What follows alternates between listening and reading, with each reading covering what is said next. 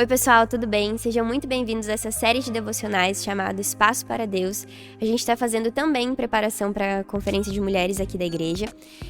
Então, se você quer ter acesso também ao conteúdo escrito que a gente está fazendo, eu vou deixar o link aqui embaixo na descrição do vídeo, e aí é só acessar que você vai ter acesso a todo o material.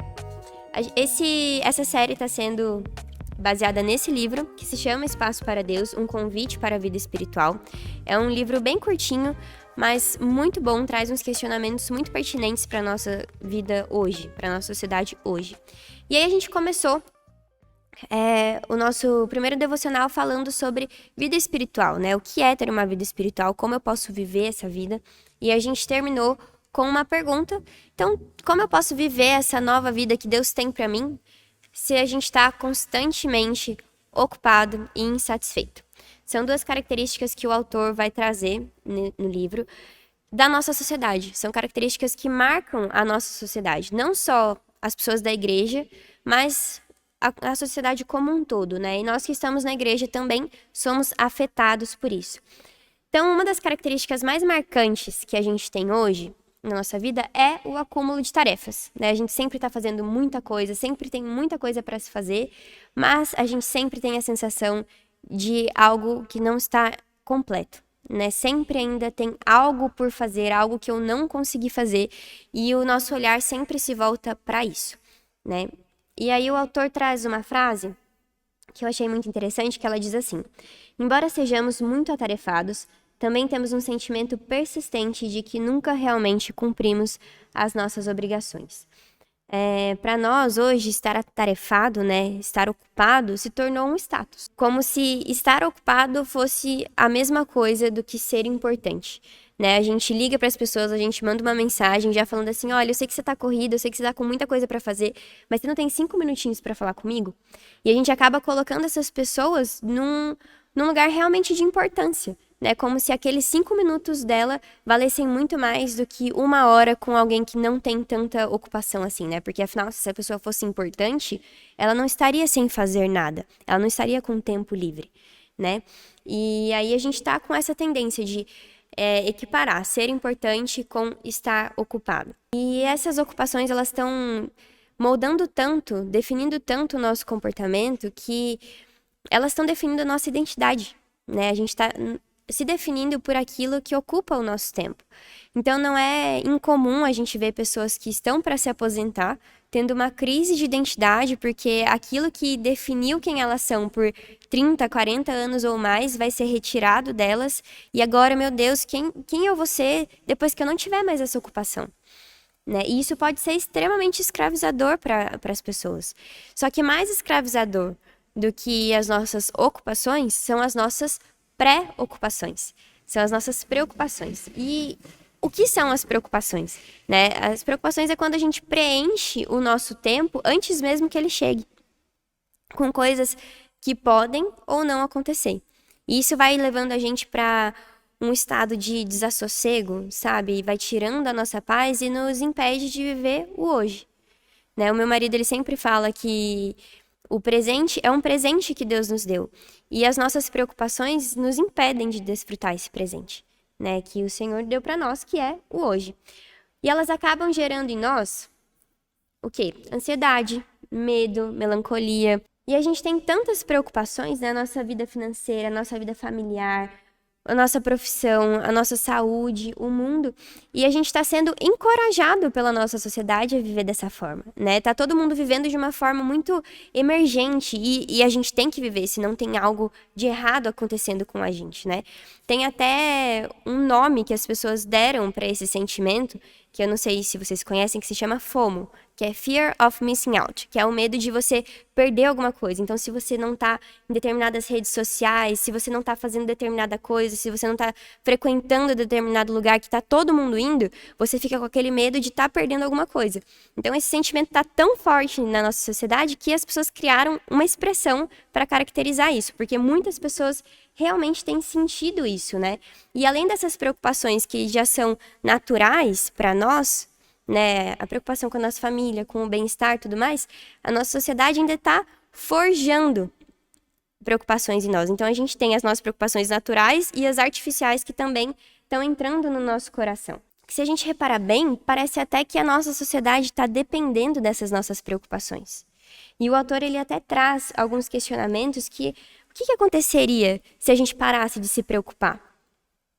O que aconteceria se o meu comportamento não fosse mais impulsionado pelas minhas preocupações? Será que o modo que a gente vive hoje funcionaria ainda? Se eu não comprasse mais por impulso, se eu não fosse movida mais pelos meus desejos somente, mas sim pelas minhas necessidades, será que o mundo se comportaria da mesma forma? E aí a gente está tão preso nesse emaranhado de expectativa, de necessidade forjada dentro de nós, que a gente atrapalha o agir de Deus em nós, né? Um livre fluir do Espírito na nossa vida. Justamente porque a gente está cheio interiormente e exteriormente de ocupações e preocupações. Nessa ânsia de corresponder a essas expectativas, essas necessidades que são realmente colocadas no nosso coração, a gente tem sempre um sentimento de não realização. A gente até conversou disso no último culto de mulheres, que a gente termina o dia e termina a semana e sempre olha assim, meu Deus, eu não dei conta de tudo, eu não fiz tudo que eu precisava fazer.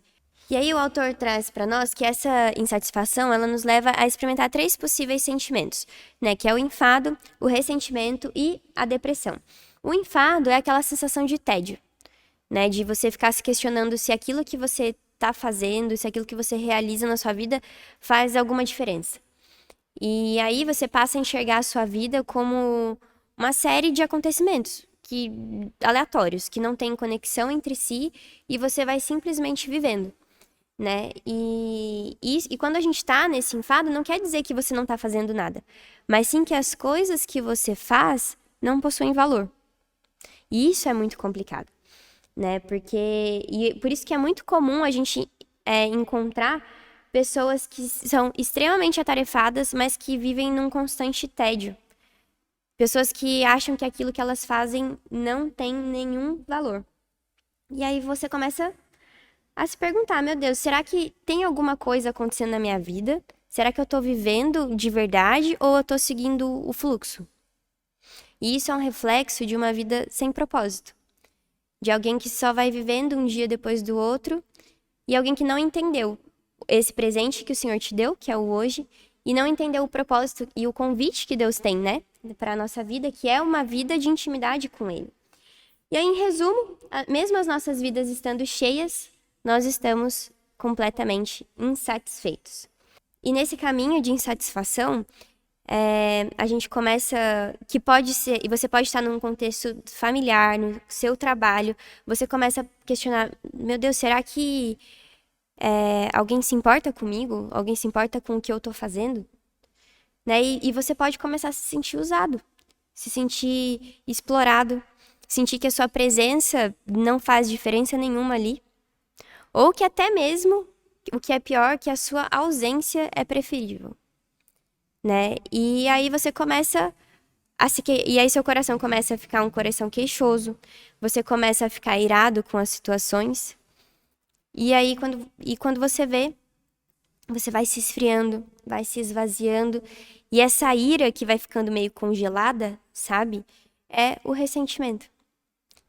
E o que é muito triste, porque tem muitas pessoas vivendo dessa forma, achando que é preferível que elas não estivessem ali ou que qualquer outra pessoa nesse mundo estivesse fazendo aquilo que elas fazem. E esses 3 sentimentos de enfado, de ressentimento e de depressão são sentimentos de desligamento, de desconexão, de que são sentimentos de que você não pertence a lugar nenhum, né? E de que você está sozinho, mesmo que você esteja cercado de pessoas todos os dias. E, infelizmente, essa sensação de solidão, ela não invade só lugares em que as pessoas estão encarceradas, né, numa prisão.